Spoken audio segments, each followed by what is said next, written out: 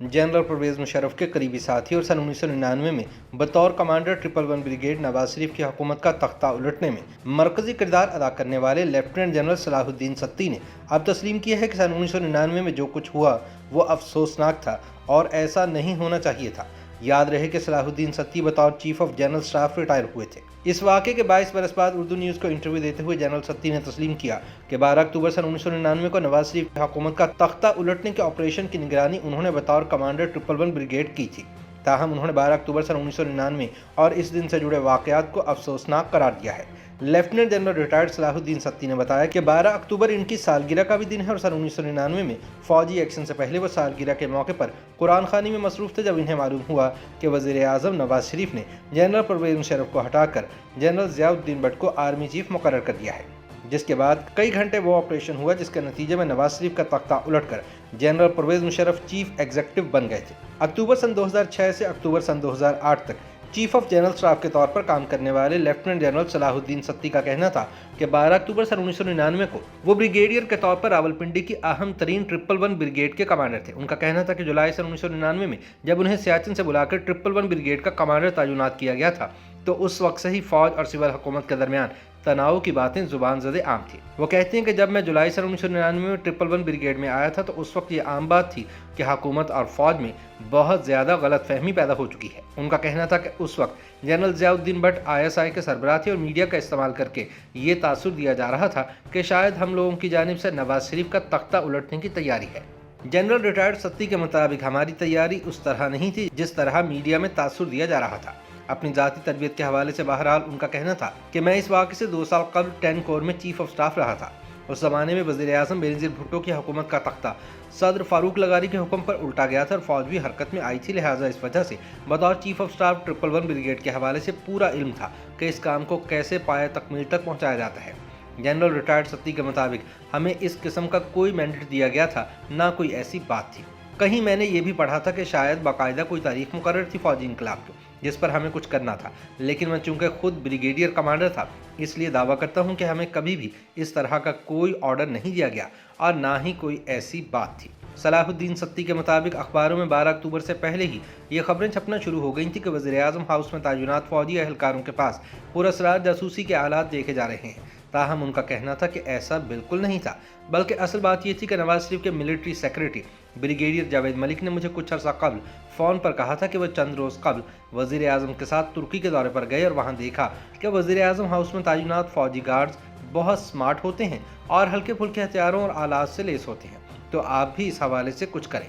General retired Satti चूंकि 111 brigade के commander के तौर पर वज़ीर आज़म और ऐवान सदर की सिक्योरिटी के जिम्मेदार थे, तो उन्होंने कहा कि ब्रिगेडियर जावेद मलिक की बातचीत के बाद एक नई यूनिट कोहाट से वज़ीर आज़म ऑफिस की सिक्योरिटी के लिए भेजी गई, जिसके पास पुराने वायरलेस सेटों की बजाय हल्के फुल्के वॉकी टॉकी थे जिनके साथ वो बहुत स्मार्ट लगते थे। जनरल सत्ती के मुताबिक अखबारों में जासूसी की खबरों की अशात के अलावा इन्हें वज़ीर आज़म हाउस में सिक्योरिटी पर तैनात एक ब्रिगेडियर ने भी फ़ोन करके बाकायदा कहा कि क्या हमारी मॉनिटरिंग हो रही है।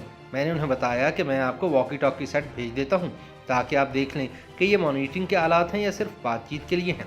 बकौल इनके मैंने उन्हें कहा कि आप देख लें पहले, क्योंकि अगर हमने हटा दिया तो आप यही कहेंगे कि चूंकि हमने निशानदही की तो इसलिए उन्होंने वो आलात छुपा दिया, इसलिए देख लें कि क्या चीज़ है। जनरल सत्ती का कहना था कि जब नवाज शरीफ के वालिद मियां मोहम्मद शरीफ ने अपने बेटों को और जनरल परवेज मुशर्रफ को बुलाकर इनका तस्फिया कराया और कहा कि आप सब आपस में भाई भाई हैं, और इसके बाद जनरल मुशर्रफ को उम्रे पर भी लेकर गए, तो यही तासुर था कि हर चीज़ तय हो गई है, अब कोई मसला नहीं रहा। इसी वजह से परवेज मुशर्रफ श्रीलंका के दौरे पर चले गए थे जब पीछे से सारी कार्रवाई हुई। जनरल रिटायर्ड सलाहुद्दीन सत्ती के मुताबिक ये बड़ी ही अफसोसनाक बात थी कि चंद लोगों के साथ एक कमरे में मिलकर फौज के नए सरबराह का ऐलान किया गया। उनके मुताबिक फौज में एक बाकायदा तरीक़ाकार होता है, जाने वाले को भी मौका दिया जाता है कि वो अलविदाई तौर पर अपने लोगों से बात कर सके। इसी तरह नए आने वाले को भी मुनासिब डेकोरम के तहत एजाज़ सौंपा जाता है और सबके सामने। जनरल रिटायर्ड सत्ती का कहना था कि 12 अक्टूबर सन 1999 को अपनी सालगिरह पर उन्होंने घर में असर के बाद खत्म कुरान रखा था। अभी मैंने आधा सिपारा पढ़ा होगा कि बच्चे ने आकर बताया कि जनरल परवेज मुशर्रफ को हटाकर ज़ियाउद्दीन भट्ट को आर्मी चीफ बना दिया गया है। ये सुनकर मैंने फ़ौरन core commander Rawalpindi lieutenant general Mahmood Ahmed को फ़ोन किया, मगर वो गोल्फ खेलने गए हुए थे। मैंने उनकी अहलिया से कहा कि फ़ौरन उन तक पैगाम पहुंचाएं कि ऐसा हुआ है तो हमारा रद्द अमल क्या होगा। اس کے 5 سے 10 منٹ بعد جنرل محمود کی کال آ گئی اور انہوں نے کہا کہ آرمی کے جوان پی ٹی وی بھیج دیں تاکہ آرمی چیف کی تبدیلی کی خبر رکوا دی جائے۔ انہوں نے بتایا کہ کچھ جوانوں اور ایک افسر نے پی ٹی وی جا کر نشریات رکوا دیں، جس کے بعد وزیر اعظم کے ملٹری سیکرٹری بریگیڈیئر جاوید ملک وہاں ہتھیار لے کر پہنچے اور وہاں کے افسر کو پستول دکھا کر کہا کہ آپ ایسا نہیں کر سکتے۔ بریگیڈیئر ریٹائرڈ صلاح الدین ستّی نے کہا کہ 12 اکتوبر کو وہ خود بطور کمانڈر وزیر اعظم ہاؤس تو کیا اسلام آباد بھی نہیں گئے بلکہ موبائل پر سارا آپریشن کنٹرول کیا اور وہیں سے ساری ہدایات دیتے اور اطلاعات لیتے رہے۔